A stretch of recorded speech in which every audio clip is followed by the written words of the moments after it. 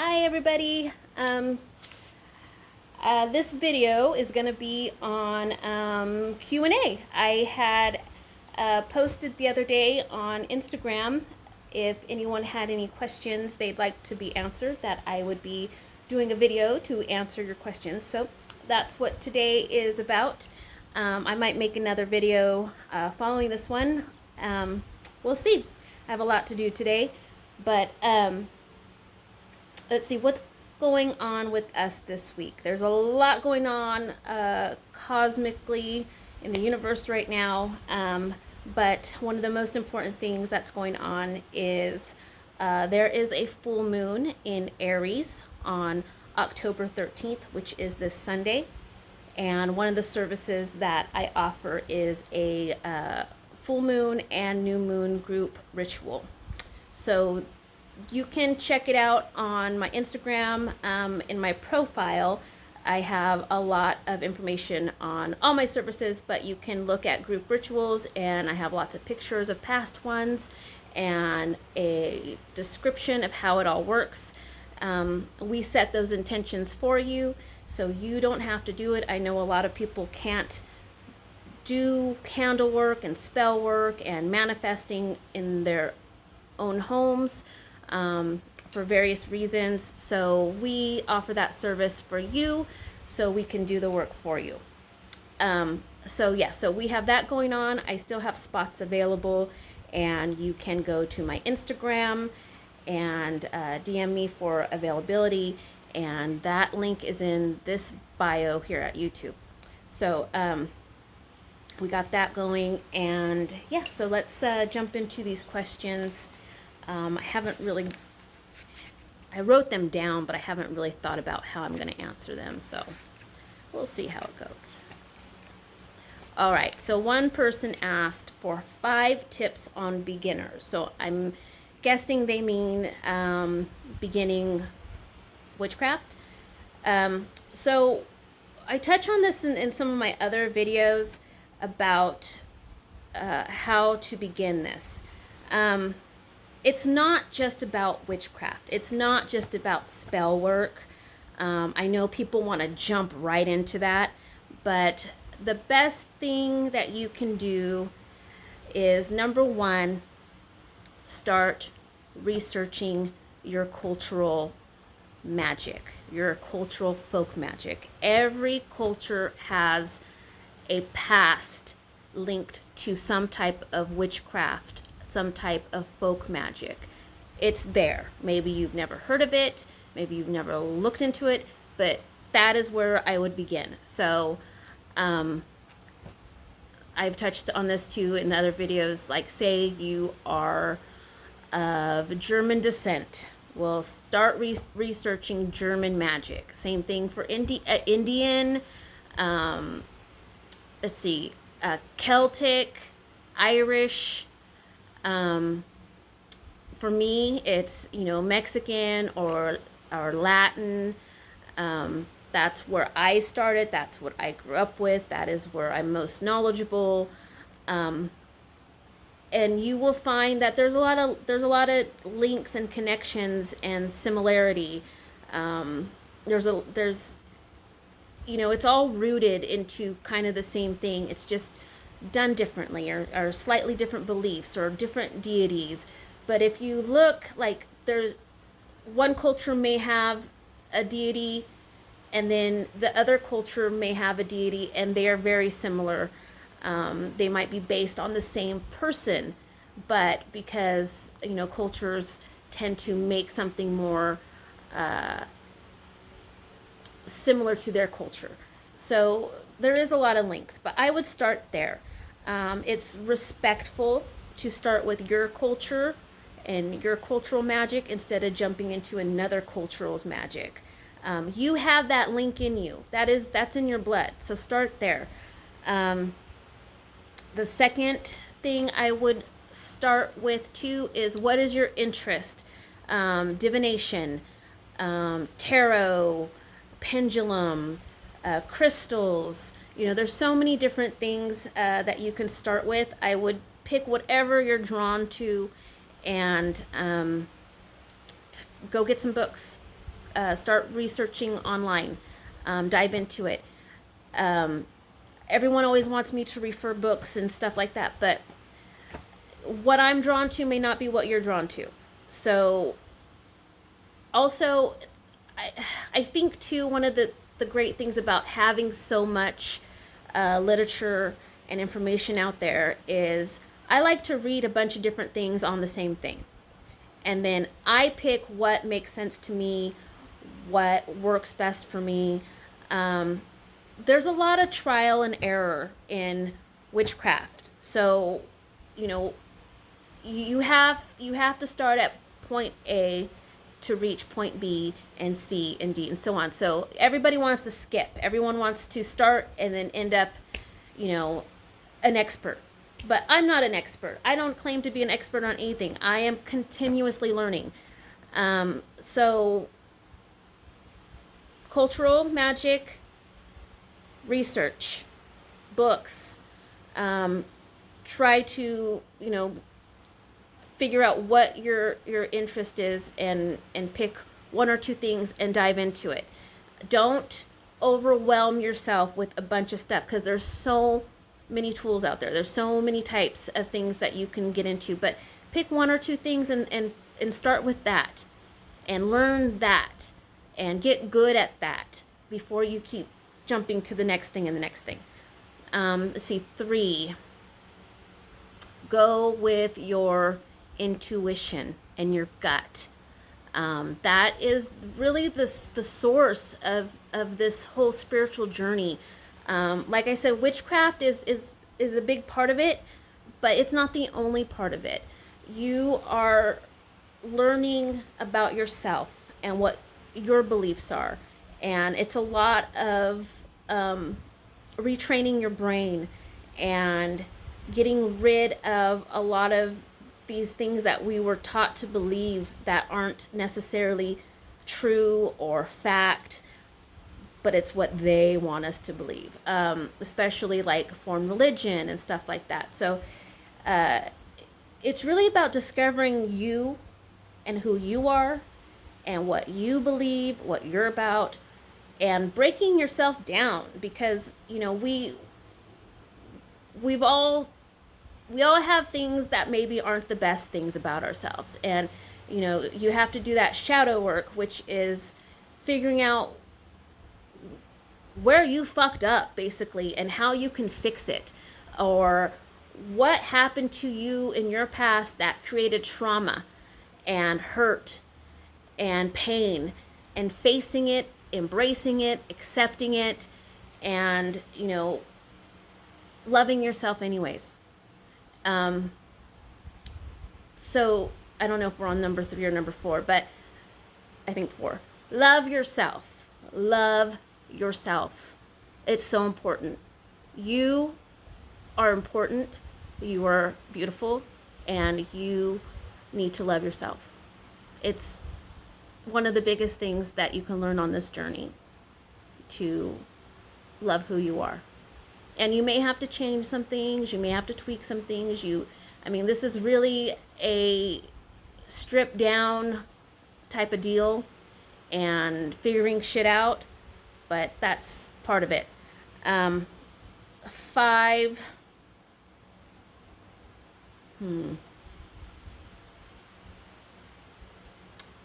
don't know.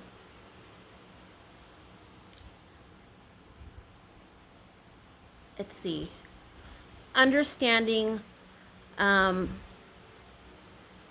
spell work, because I think that's what everyone is mostly interested in. They want to just kind of not deal with all the other stuff, and they want to jump into spells.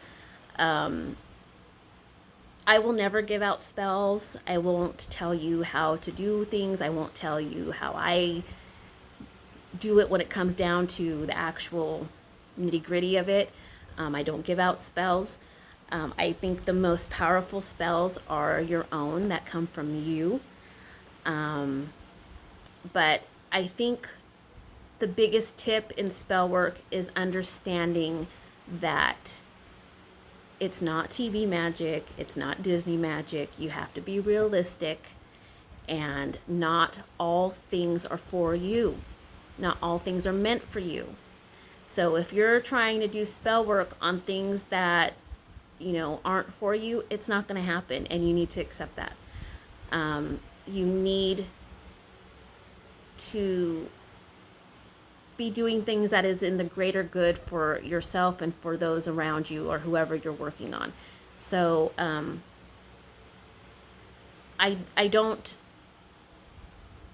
I don't know, like, love spells seems to be the biggest, most popular thing. So if you're trying to get back an ex who is toxic and was a horrible person to you and you guys just really didn't work out, but you're trying to get that ex back and that ex isn't coming back after all your spells, well, baby, it's time to let it go and understand that that person was a lesson to you and you need to learn that lesson and discover what it all was about, and I don't know, figure it out, baby, figure it out. That's the best thing I could tell. Figure you out.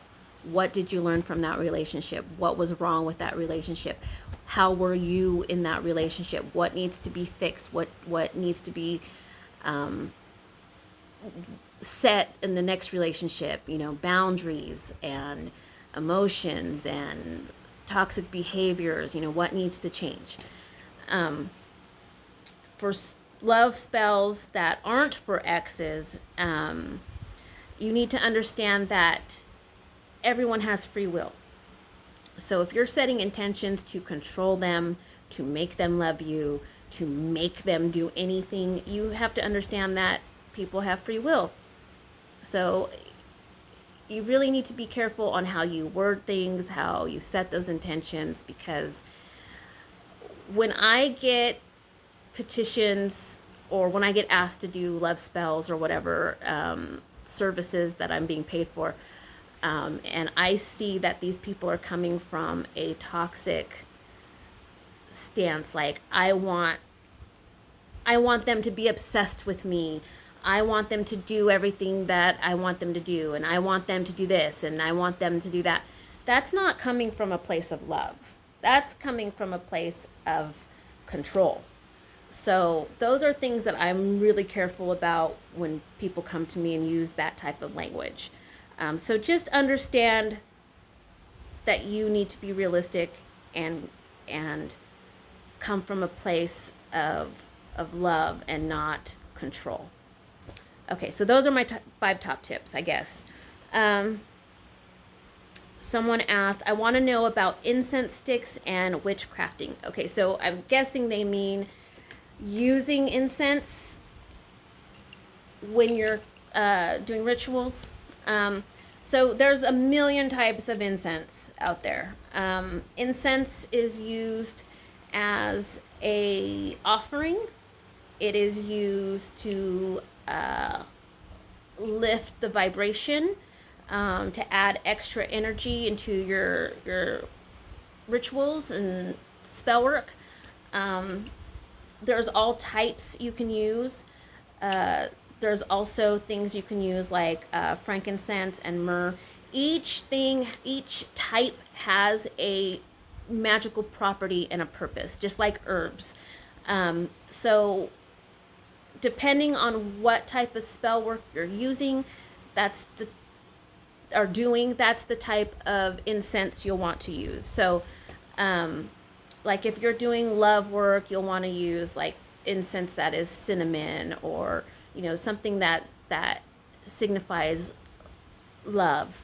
If you're doing healing work, you'll want to use like lavender, that kind of thing. So basically, incense, it is an offering to spirit. It's an offering to ancestors. It is to help lift vibrations. Smoke is a huge thing because it attracts spirit as well. So you can use incense in all your art, all your work, just like you use cleansing stuff before your rituals, like sage and Florida water and Palo Santo and stuff like that. So it's in the same category of all that. It's a tool. Okay. On On chime candles, is it best to only burn one color / reason, or can you do multicolors / multi-reasons? Okay, so if you guys go check out my work, my examples of what I do, hold on. As far as custom work, or even my group rituals, you'll see that I use different colors. So every color symbolizes different meanings. So if you're doing, so say you are doing a spell work on road opening, Abre Camino. So you can use several different types of colors, chimes, and burn them at once, because they will signify different things. So like say you want to use for road opening, you'll want to use orange, yellow, and green, because those all work together for bringing opportunity, bringing positivity, bringing money, opening your roads, success, health, business, luck, money, all those things. And if you want to add love in there, add a red candle. If you want to add self-love in there, then a pink candle and stuff like that. So yes, you can absolutely use, but you want it to be kind of like in the same category of stuff. Like if you're doing work on yourself, then that should be your focus. Everything you use, all your colors should be for you, for that focus.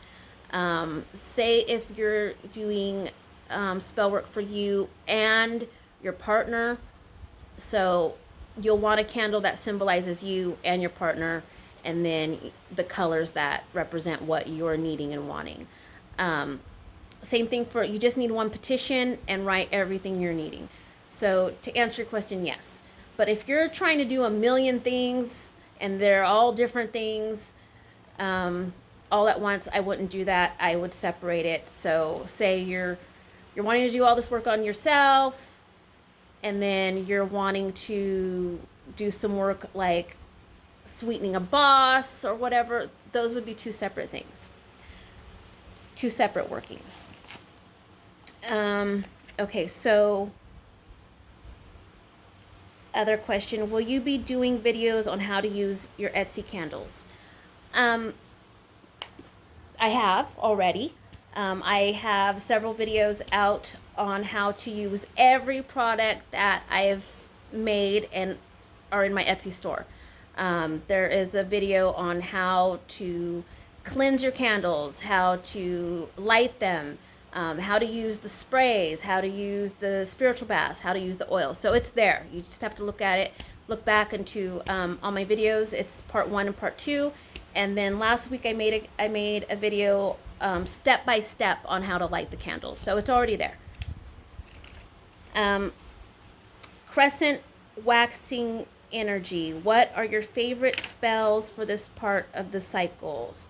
I don't, other than new moon and full moon energy, I really don't use the moon cycles too often anymore to do work. I just do too much. So it's hard for me to plan that, and with my schedule and everything. So I have a schedule on how I do things, and that's just how I do things. Because I'm doing work for so many people. But when I first was beginning doing witchcraft for myself, I paid more attention to the days of the week and the moon cycles and everything. And each cycle of the moon has a specific type of work you could be doing during that time. Moon cycles are great to use because it's extra energy. However, you don't have to go by the moon cycles. If you need to do something, do it. Do it whenever you need to do.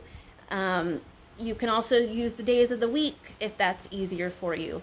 Those are all things you should be looking up and figuring out. That is part of the learning process of witchcraft.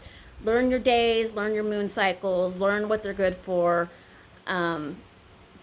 So that goes back to the tips. That's something you should be learning. However, also understand that you don't have to go by that. No matter what you're doing, you're setting those intentions, you're sending it out into the universe, you're doing that work.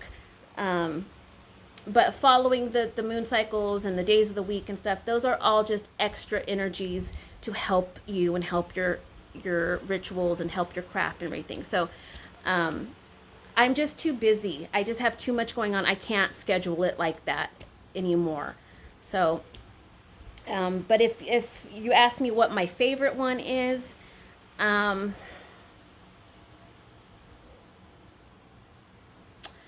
I don't know. I think the new moon is probably my favorite. The new moon is like the beginning, starting fresh, kind of just letting go of all the past stuff and the past month and starting fresh with a clean slate and setting new intentions and making new goals and making new plans. And so I think that one's my favorite.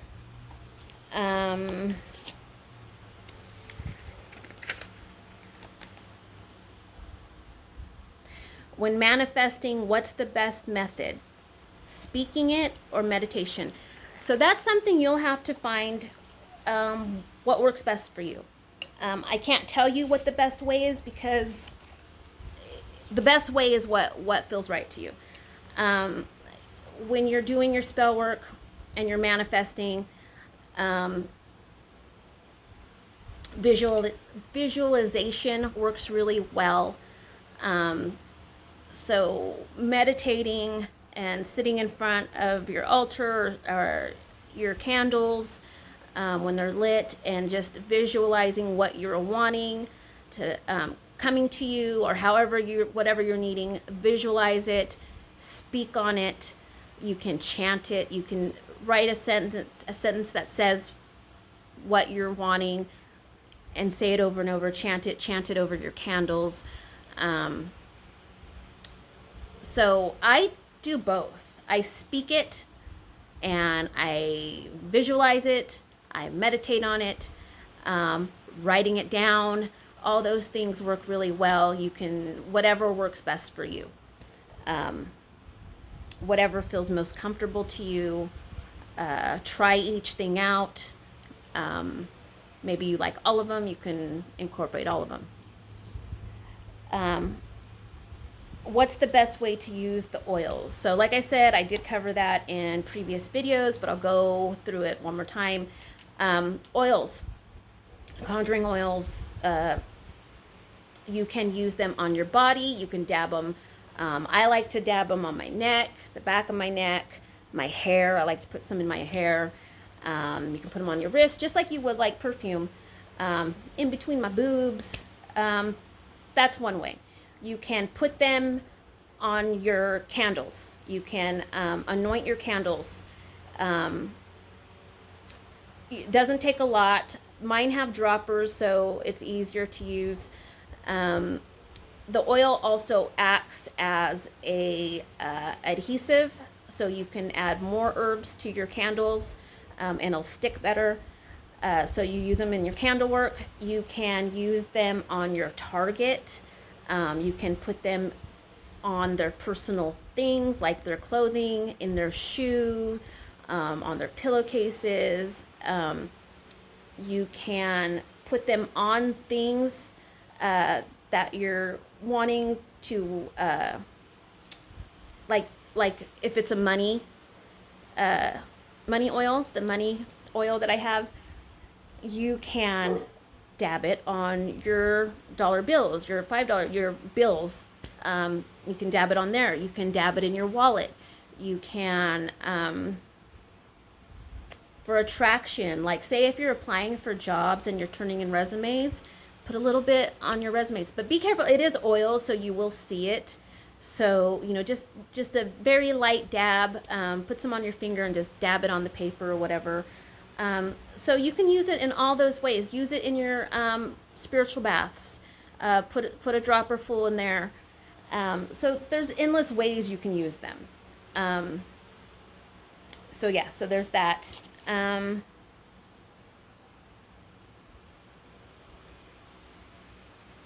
How do I put more power into spells?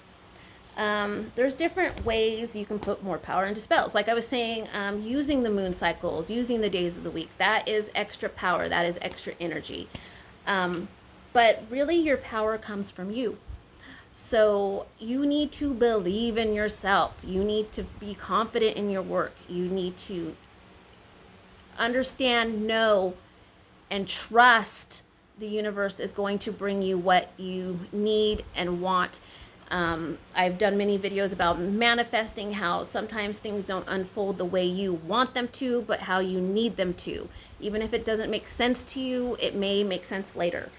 Even if it doesn't seem like it's positive stuff, but maybe it needs to happen.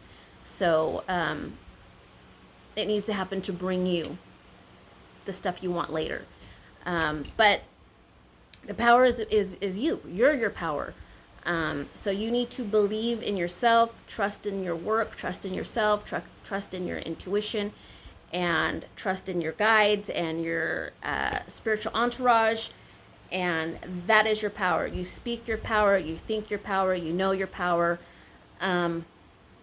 So if you're doing spell work and you're doubting it and you're unsure and you feel not very confident in it, that all affects your work. I think that's a big part of the reason why people like other people to do spell work for them, is because, you know, it's easier to have someone else do it, because sometimes you doubt yourself, you doubt, you have all these emotions and it creates doubt, and that's where it kind of messes it up. How to dispose of offerings. So offerings, I'm going to go into a few things on offerings because I get asked a lot of stuff about offerings. Offerings for your ancestors, offerings for your deities, offerings for your spirit guides, however you're doing offerings. I like to keep my offerings up for about 3 days.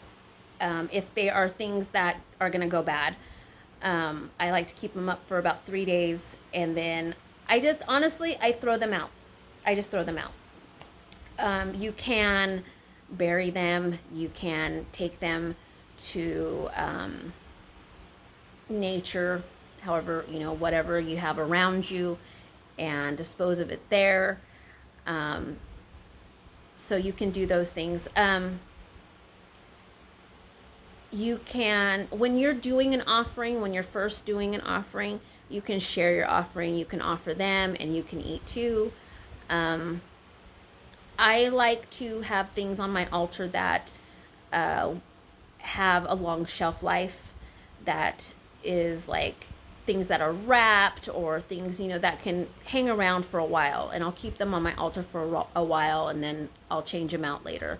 But as far as like fruit and food that will go bad, 3 days and then it's out.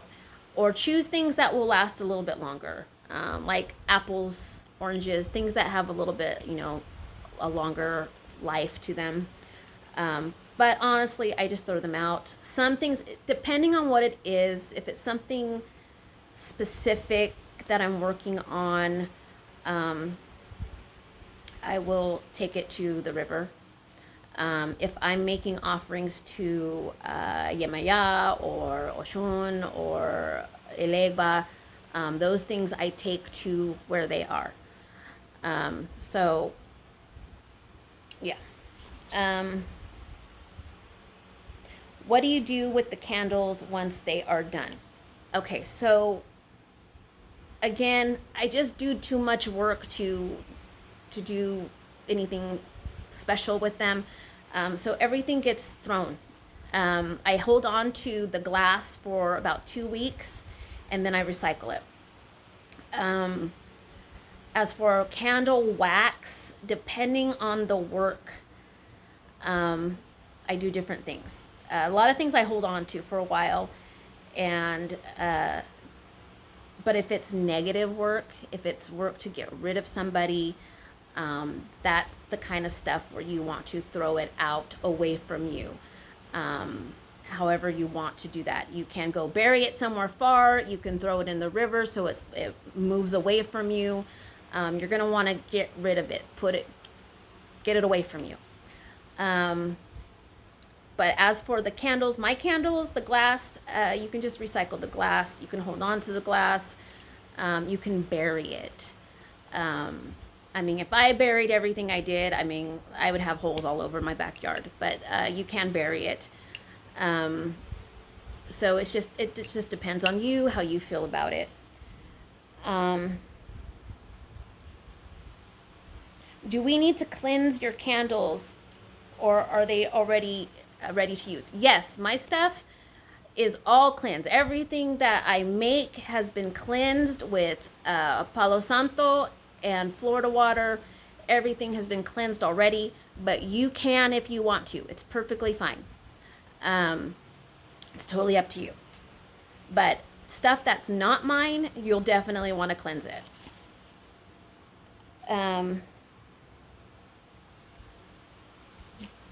How to handle the Scorpio. I can't speak for all Scorpios. I know some of us are big old assholes.